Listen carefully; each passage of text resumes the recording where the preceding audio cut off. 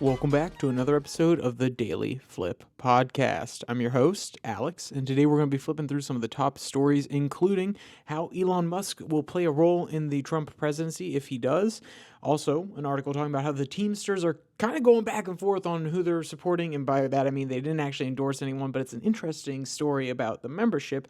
And then also, our final story will be talking about how college professors are actually not necessarily getting away from cancel culture like some people would like to say. And of course, we will end today with our daily delight, a story meant to leave you feeling positive and ready to take on the day. But that's enough rambling from me. Let's jump into our daily debate. So, if you were to see any business figure from across the United States become a member of an administration and actually play a crucial role, who would it be? Because a lot of people like Mr. Bezos, some people like Musk. I'm sure there's a Zuckerberg contingent out there. There's probably a Winklevoss brother contingent out there, maybe even a Peter Thiel contingent. Tell me what you think. Throw it down in the comment section because I love to hear what people have to say, especially because it's relevant to this first article. So like I said, this first article, talking about Musk, the headline reads, Musk to deliver drastic cuts to Trump government. And it comes from Raw Story.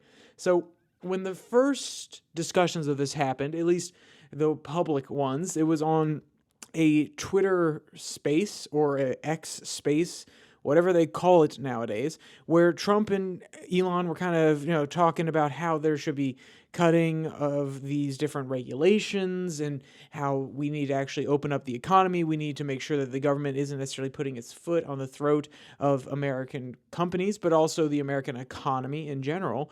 And this started a little bit of contentious stuff online because Mr. Musk has notoriously been anti-union. He does not necessarily like unions.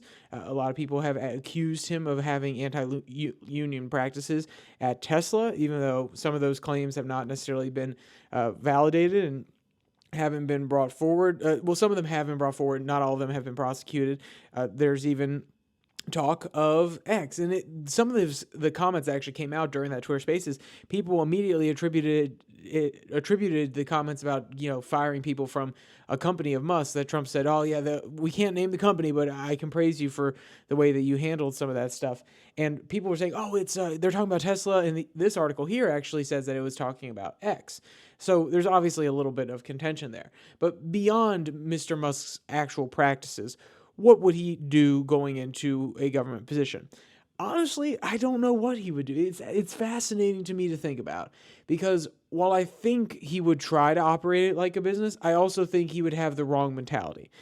When you come into the bureaucratic state, one, you're not just going to be able to cut people willy-nilly if you don't necessarily like what they're doing, because there are certain practices where there's arguments where the executive doesn't actually necessarily have the authority to fire everybody, or a certain segment of the people in theory would have to be random. So Musk couldn't come in and say, oh, you're a bad bureaucrat, goodbye. But also his mentality, and I would even say tone of, oh, you're a moron, will not necessarily work as well in the bureaucratic system. At least from what I've read of him. I read Power Play, I read the Elon Musk book, and his personality is not, oh, I'm going to give you a hug, oh, I'm going to say something nice to your face, and then behind the doors, I'm going to say, we need to get him out of here. He is going to come up to you, ask you a million questions, really drill down on what the problem is, and it's probably not going to end well for you if you do not know what you're talking about or if you are doing a bad job. And I'm not saying that some bureaucrats can't handle that. I'm not saying that some people in administrations can't handle that. We have very competent people in some of these administrations and some of these different regulatory bodies, and there are some people who are not going to be up to snuff. Okay, so we have those really diligent people, the ones who know what they're doing, and then there are going to be people, just like with any corporation, that is not necessarily going to have the people that are the cream of the crop. They're going to be the people that are good at what they do. Maybe they're not the best at what they do. And I feel like that would not necessarily go over well for Mr. Elon Musk, because he would probably have a temper tantrum that he can't just get rid of them.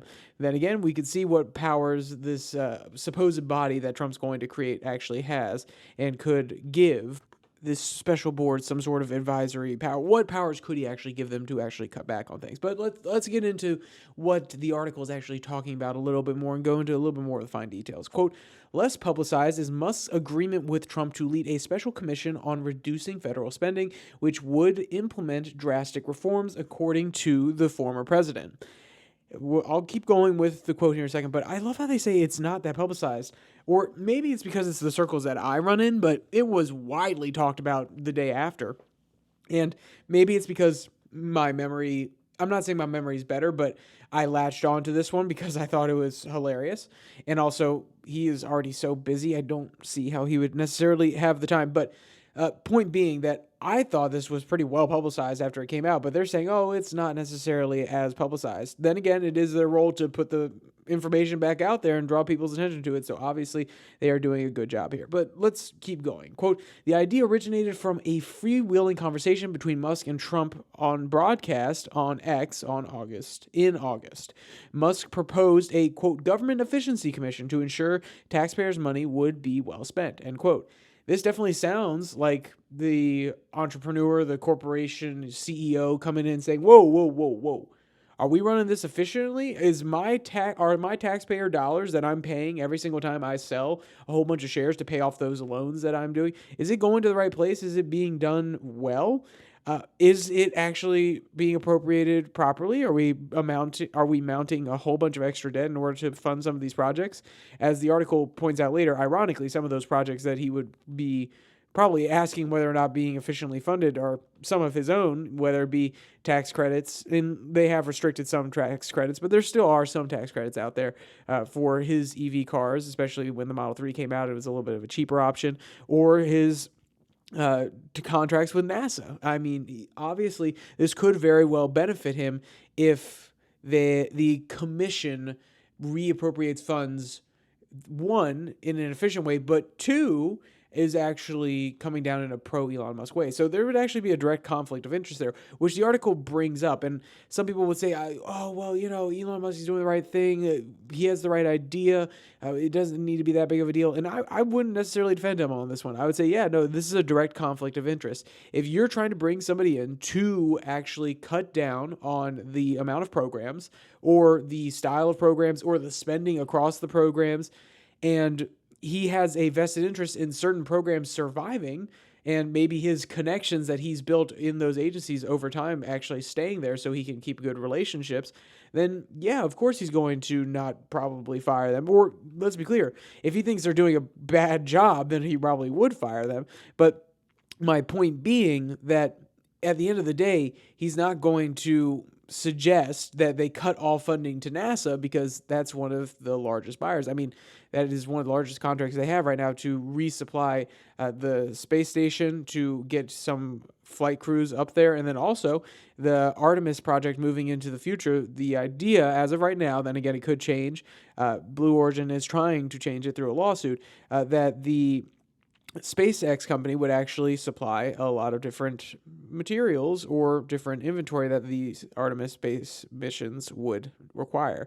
So I don't think that we necessarily can dismiss outright, and I know some people that would because they believe in Elon Musk as a good person. I believe that everybody can be good, though most people fall into bad, and they're going to look after their own self-interest, and we have to have mechanisms in order to prevent that. That is why we have so many checks and balances on each other branch, because at the end of the day, even if it's an executive elected by the people, there still have to be checks on their power, and even if it is a commission that is meant to help efficiency, there has to be some sort of check on their power.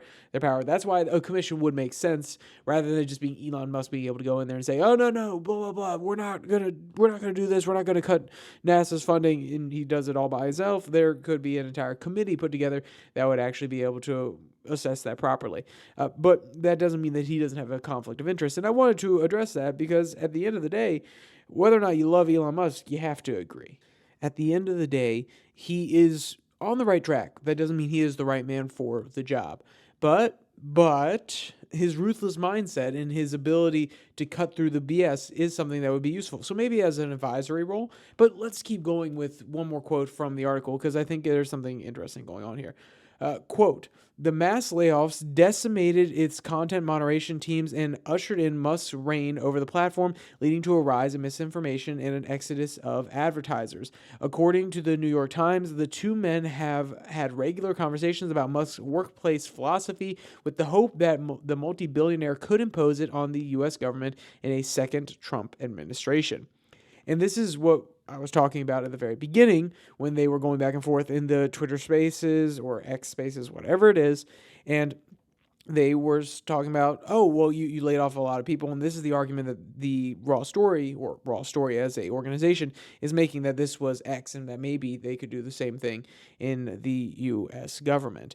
And I think that Trump's willingness to actually go in there and make fundamental change is good. Now, does that mean that he's choosing the right change agent? Not necessarily. But then again, I have been very, very wrong in the past, and I think that it's at least worth trying. There's no doubt about that one. So we need to really examine things as we go forward with this sort of commission, because if we're going to bring in one type of labor leader, or what I mean by labor leader is a labor facilitator, because he has a lot of different operations across the United States that bring in a lot of different jobs and create a lot of different opportunities for people, there also have to be other people at the table. And I'm sure if Elon Musk got on this commission, his fellow business heads would definitely want to try to get in there as well so that their interests are looked after. And then you run into the question of, are you letting the elites in the door? Now, once again, I am not necessarily against the idea, just the approach doesn't necessarily make sense to me. If you are trying to actually eliminate the bloat of the government, cool, that's great. But Trump, while he is one of the economic elite, it does not necessarily stay within his brand, at least his 2016 brand. His brand has changed since then, but his 2016 brand was, I don't need the funding from the big donors. I'm myself. And obviously, with his legal bills, with his new apparatus in place, it's totally different. He's taking money from a whole bunch of different places. But I think if you really want to stay true to the Trump brand, you wouldn't let the elitist in the back of the door. And I'm not necessarily saying that Elon Musk is an elitist or any of the other tech billionaires are elitist inherently just because they have money. That's not necessarily true. You can be a billionaire and still believe that everybody else is just as valuable, if not more valuable than yourself, and you just happen to have money. But you always have to be careful of this when you directly bring in people that have a economic interest in certain things happening within the economy and allowing them to dictate some sort of government policy. So, and that doesn't mean that intellectuals are the way to do it. Maybe get a common man. Maybe get a common dude. And what I mean by that is a 50-year-old guy who ran a small business for a little bit, get a commission of them, maybe a few years working in different administrations, maybe at a consulting group. They're not necessarily, they're like middle class. They have some expertise in some of these different areas. They bring a wealth of knowledge to the table. And maybe you bring in a consultant who's actually normally onboarded in order to downsize companies. Maybe you bring in these sort of people who aren't necessarily in the upper echelons and don't necessarily have as large of economic stakes, and then you can have a commission that is free of some sort of, I say free of some sort of bias. Everybody has their bias, obviously, but it's at least more level set and doesn't have a whole bunch of people who are basically have the economic levers in their hand and could benefit greatly from pulling one rather than the other.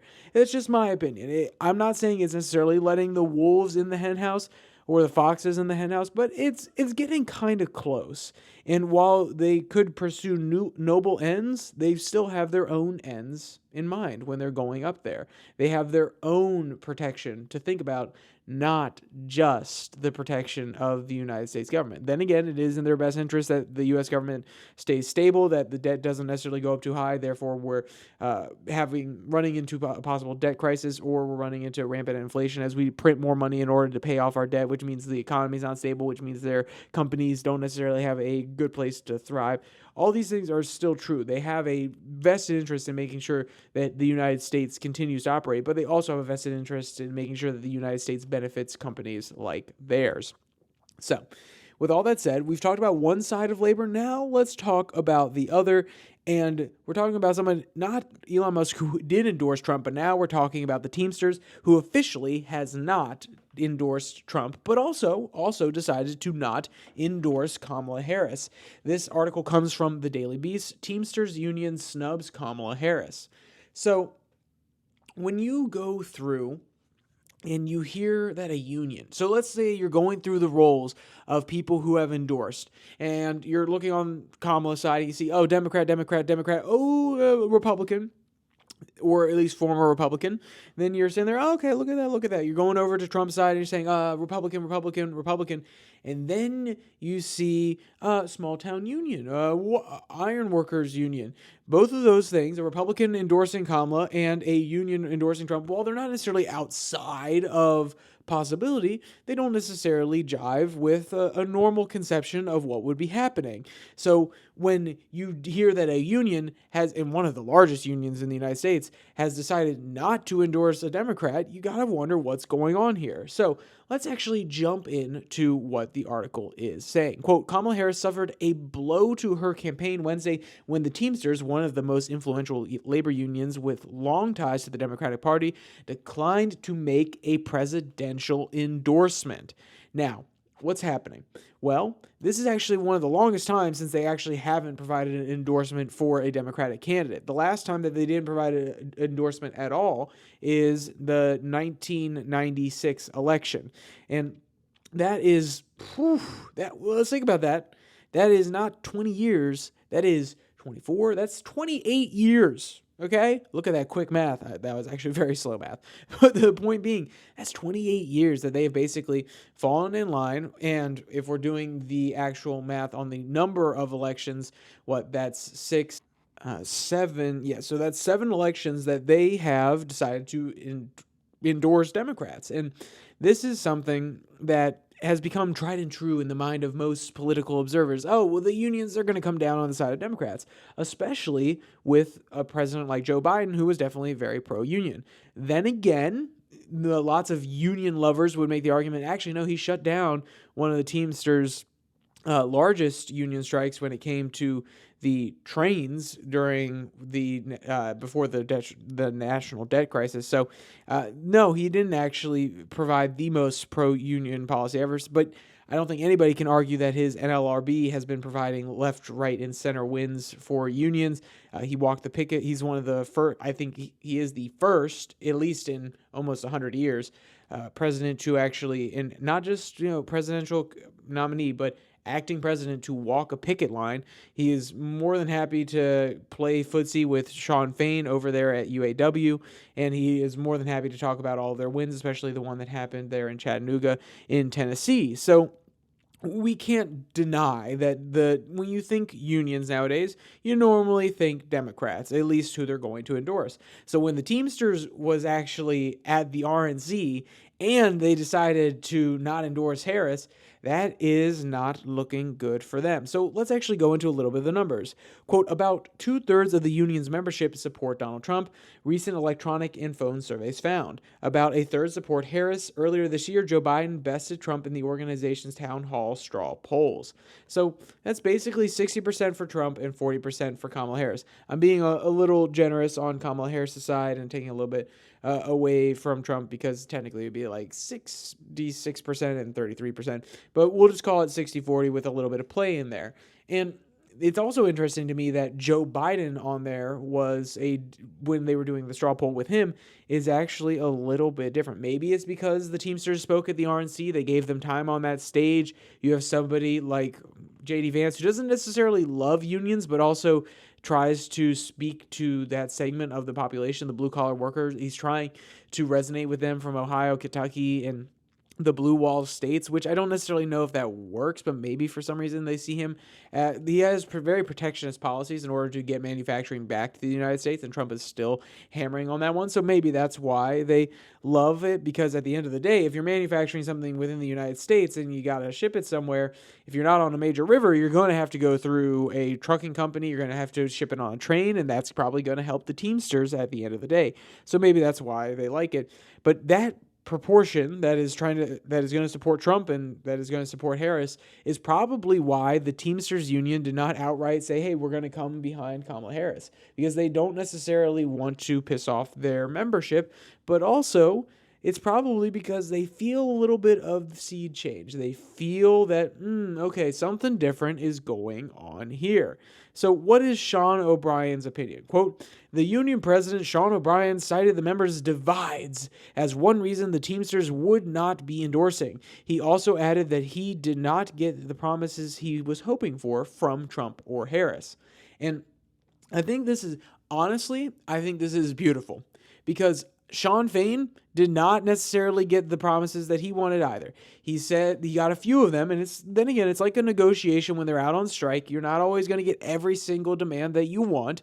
You're going to have to concede some, but I love when a organization doesn't just fall into the blanket sort of, oh yeah, well, we've been on this side for a while. Oh, all the members want to vote this way or that way, so we're just going to endorse. So if they were to just fall into the blanket Democrat side, that in general will be more pro-union and definitely will stack the NLRB, the National Labor Relations Board, in their favor, then they would say, hey, we're going to endorse the Democrat. And if they were to just go with their membership, they would say, okay, we're going to endorse Trump. But no, they're actually sitting there saying, no, we are an advocacy group for our members. And at the end of the day, our members need certain protections. And even if our members want people who won't necessarily provide those protections to them, and they say that they're going to vote for them overwhelmingly, we have a principled stand to make, and we are going to stand here and make sure that both candidates know they are not providing what we need. I love that, because I know the teachers' unions are, for the most part, they get what they want from Democrats, but not necessarily always. And the teachers' unions are not supposed to be just tools of any given party on a state level or on a federal level. And I'm not necessarily saying they are. They do advocate for some of the wishes of their teachers, but sometimes they don't necessarily. And this is true of most unions, there has been restructuring, especially in the UAW with the Democratic elections of Sean Fain, with the leadership previously giving in to the auto companies during 2008, and they were saying, okay, well, we're going through hard times, the auto companies were, and they went to the union and said, hey, can you make special deals with us? And the union leadership kind of just went along with it, and now it's a little bit more democratic. That's how Sean Fain got there in the first place. So there have been reforms on multiple levels. I don't necessarily know how Randy Weingarten got her position and the teachers unions for sure, but my point being that they are supposed to be organizations that advocate at the end of the day for their group, and they take principled stances. And in an election, just because a union says they're going to endorse one candidate or another, that doesn't mean every single union member is going to change their vote, but it most definitely signals to them that this is probably the best path in order to get what we want. And I think that for the most part, there has been this going assumption that the union, especially for teachers and even the UAW, will endorse the Democrats, and that means that your say is less powerful. If it is assumed that they will just vote for you and they're not going to hold out on a principled stance, then you don't necessarily have to pander to them so much and really go and reassure them. And the Teamsters is saying here, no. If you actually want us to endorse you, you're really going to have to promise us something. And I love that principled stand. And I love that form of democracy / a republic, because actually it's more beautiful because it embodies some of the republic aspects of our government so well, which is not everybody is going to be able to pay attention to all the issues in every single election. Not everybody is going to be able to stay on top of these certain things, and not everybody is going to be able to necessarily advocate the best for their given group. So you conglomerate power in a higher up, whether it be elected, nominated, so on and so forth. And normally in unions, it's like seniority with a mix of voting for it. But the point being that you nominate somebody to represent you who has the time to professionally do this, whether it be a politician or in this case, it be a union. And their job is to fight for the constituents. And even if the constituents on the base level want something a little bit different, there are sometimes things that the politician has to say, no, this is actually going to be better for us, and we have to hold out on this one, okay? I promise you this will benefit my constituent, you as my constituents, and I promise you this will benefit you more. I'm sorry if it makes me unpopular right now, but I'm fighting for the long-term stability. I'm fighting for our ability to have X, Y, and Z, that new program or that new military base. But on the union level, this is O'Brien saying, no, okay, hey guys, I understand where you're coming from. You're going to vote however you want to vote, but I cannot, with the blessing of my good soul, when I'm trying to represent you guys, I cannot say that either of these candidates is actually worth endorsing and will actually pursue policies that will help us. And that gives them more power because now, one, it doesn't just show that they're in the pocket of the Democrats. They're actually willing to take on both sides. They're willing to have both sides hear them out. And it actually means that people are going to come for that coveted vote more and more. Then again, if the coalition changes and the Democrats don't need them anymore, fair enough. But I think at the end of the day, this is a smart move for empowering the union and giving them more of a say moving forward, especially in the changing dynamics of the populist right. So, and there's more stuff that goes through this article. It's a fascinating read. I would honestly go read it because there's a little bit of defection. Some local chapters are more willing to endorse Kamala Harris, so on and so forth. But I want to get to our final article, and this one is coming from our friends over at the Washington Examiner. Even college faculty are scared to stand up against cancel culture. So when I first read this headline, I was like, what? No. And then I thought back because it has been a while since I've actually been on campus. It's been over a year now. And when I say on campus, I mean as a student and regularly interacting with faculty on a daily basis and having just conversations, in the back rooms with them and just kind of hanging out and talking about how assignments are going, what their life is like, and having a more personal connection with faculty members. And I forgot what it is like being a person who is really hunting for that next job, who's hunting for tenure, who has gone from an adjunct to an associate and trying to get that coveted position where they're going to stay and have protection, essentially. And it's very, very fascinating because when you talk to some of these professors or when you talk about this issue in general, most people think, oh, well, actually being a trailblazer can get you some of those positions. Being a little bit out there and proposing new ideas can get you that tenure. But sometimes folding to how the system is and trying to just make it through is how you believe you can get out of it. I've had multiple conversations with professors, and they say, I started wide-eyed and bushy-tailed about how the system's going to work. Then I tried to, fit in order to make it up higher. And by the time I got a little bit higher, I realized I had been playing the game all wrong. And by that, I mean not in a principled fashion. And that's what can happen here on these cancel culture cases. They're going to go along to get along until they can get to the top. If they want to change the culture in the academy, possibly roll back some of the biases on either side, the limitations on free speech, actually make students' lives better. And then they get to the top and they realize, oh, they've gone so far down the path that they can't necessarily come back now, and it's extremely fascinating to me. But let's go through. Quote, recently I found myself a target of their ire. He's talking about students here that were trying to boycott.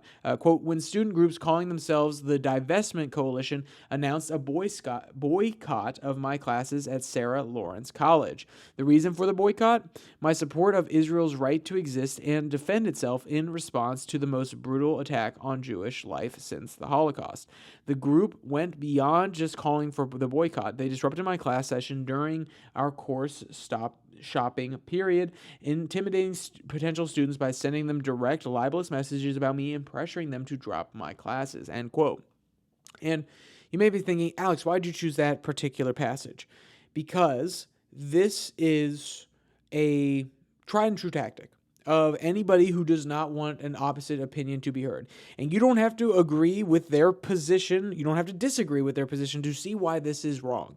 At the end of the day, these professors, and I'm happy this professor's coming out and speaking up about this immoral practice, these professors are going to have very different positions. And if we used our systems that we have in place on college campuses to actually suppress free speech and free thought and actually promote a culture of getting rid of, canceling, whatever you want to call it, the free thinkers, then, and when I say free thinkers, that doesn't, like I said, I'm not endorsing his position. I don't know his entire position on everything, so I can't obviously endorse it. But the people who actually think rather than follow, then we are never going to have a flourishing academia. We are just going to have a pipeline for a certain type of ideology. And that doesn't mean that you need to come out of college conservative. It doesn't mean you need to come out of it liberal. It doesn't mean you need to come out of globalist, a populist, a national. It doesn't mean any of that. But the idea that people are willing to do this and threaten and basically blackmail people into not attending certain people's classes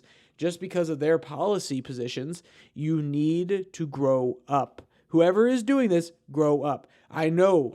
You feel as though your position is morally righteous and that it's okay to shut down other people and prevent this ideology, this thinking, these pieces of rhetoric in order to get out there and for this narrative to prosper. And at the end of the day, one, it's not necessarily up to us to decide. It's up to God to decide what's actually the moral pursuit.